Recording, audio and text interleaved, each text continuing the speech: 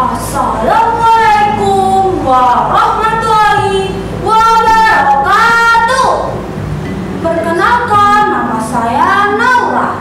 Saya merupakan siswi kelas 6 dari SDN Sumorame, Candi, Sidoarjo. Teman-teman, tahu tidak?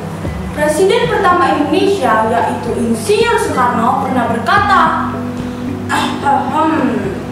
bangsa yang besar adalah bangsa yang menghargai jasa para pahlawannya. Karena itu teman-teman, kita harus menghargai jasa para pahlawan. Ngomong-ngomong teman-teman, mengenal Sidoarjo rasanya nggak cukup ya kalau hanya urusan kuliner aja. Kota yang memiliki identitas udang dan bandeng ini menyimpan sejarah para pejuang. Teman-teman, coba sebutkan salah satu pejuang yang berasal dari kota Sidoarjo. Lah, aku nggak tahu. Kasih tahu ya. Jauh sebelum era kemerdekaan Indonesia, era di mana VOC menguasai perdagangan dan menduduki negeri ini, ada seorang pejuang yang berani melawan VOC. Hingga kini, ia menjadi catatan legenda bagi Sidoarjo. Ia bernama Sarip Tambah Osro. Teman-teman, kehidupan Sarip dipenuhi dengan misteri. Cerita kesaktian yang melegenda bagi penduduk Sidoarjo dan Jawa Timur. Hingga akhir hayatnya pun dipenuhi dengan misteri. Gak ada seorang pun yang tahu di mana makamnya berada.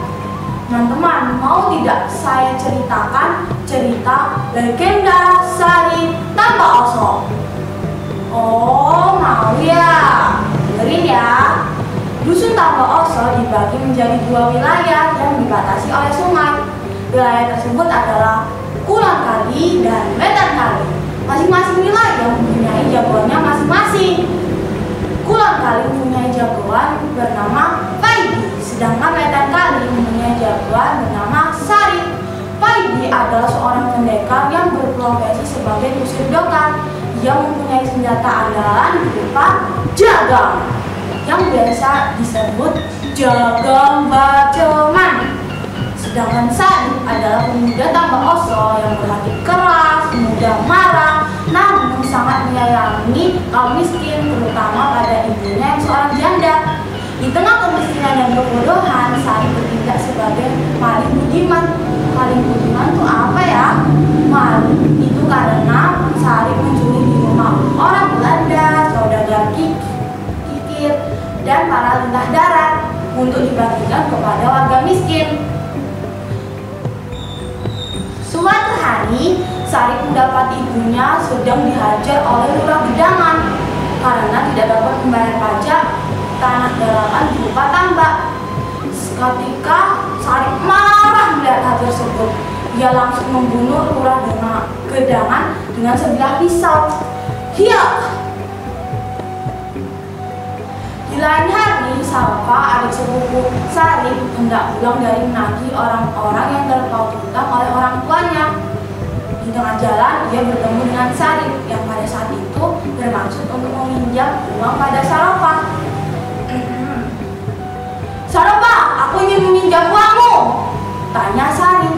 Lalu Salva menjawab, jangan Sarip, aku belum meminta izin kepada orang tuaku. Sudahlah, berikan apa yang kau kenakan itu, bantah Sarip. Saat terjadi perseteruan tersebut, muncullah Paidi yang hendak menjemput Salva. Hei Sarip, apa-apaan ini? Jangan seenaknya kau, teriak Paidi dari kejauhan. Jangan ikut campur kau. Saat terjadi perang mulut di antara Sarip dan Paidi, terjadilah duel di antara dua pendekar tersebut. Cucu. Ternyata sebilah pisau tidak cukup untuk mengalahkan jagang baceman. Akhirnya Sarip pun tewas dan mayatnya dibuang di Sungai Sedati. Di pinggiran Sungai Sedati, ibunya Sarip tengah mencuci pakaian. Entah kenapa perasaannya gundah gulana memikirkan anaknya. Kemana toleh Sarip, anakku? Resah ibunya Sarip. Tiba-tiba ia berhenti mencuci pakaian karena melihat warna darah merah yang mengalir di sungai itu. Ia pun berjalan mencari sumber warna merah tersebut. Terkejutnya dia melihat sumber warna darah merah tersebut adalah mayat anaknya. Spontan dia menjerit seraya berteriak, anehnya Sarip bangkit dari kematiannya. Ia pun berlari menemui ibunya dan menanyakan apa yang sebenarnya terjadi dan mengapa dia tidur di sungai. Ibunya pun mulai bercerita. Dulu saat ia di dalam kandungan, ayahnya bertapa di gua tapak. Selama beberapa waktu, ayahnya pun kembali dengan membawa sebongkah tanah merah yang disebut lemah abang. Ia pun membaginya untuk dimakan Sarip dan ibunya.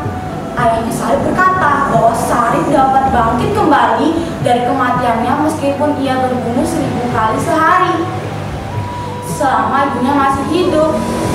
Setelah mendengar cerita ibunya, Sarip pun bergegas mencari Paidi untuk bertemu kembali. Kali ini ia tampil sebagai pemenang. Setelah mendengar kebangkitan Sarip dan kekalahan Paidi, VOC pun membuat sayembara. Barang siapa yang dapat membunuh Sarip, ia akan diberikan uang dan jabatan. Banyak pendekar yang akhirnya memilih uang dan jabatan yang diiming-imingi VOC. Salah satunya adalah Lurah Tambah Oso yang berakhir kalah melawan Sarip. Suatu hari VOC mengetahui bahwa ibunya Sariplah yang membuat Sarip dapat bangkit kembali dari kematiannya. Mereka pun membunuh ibunya Sarip dan akhirnya Sarip kalah dalam pertempuran itu. Tidak ada yang tahu di mana makam jasadnya dimakamkan. Ada yang bilang bahwa jasadnya dipisah karena VOC takut Sarip bangkit kembali. Tidak ada yang tahu cerita detail dari kisah ini. Karena cerita ini berasal dari cerita mulut ke mulut. Tapi dari cerita ini teman-teman, kita dapat belajar bahwa kita harus mencintai negeri kita dan meneladani semangat para pejuang. Sebagai pelajar, bagaimana cara kita membuktikan cita-cita ke negeri? Dengan cara kita belajar dengan sungguh-sungguh. Itu sudah merupakan bukti cinta kita untuk negeri. Demikianlah kisah pahlawan Sarip Tambah Oso. Jangan tanyakan apa yang negara berikan kepadamu, tanyakanlah apa yang engkau berikan kepada negara. Wassalamualaikum warahmatullahi wabarakatuh.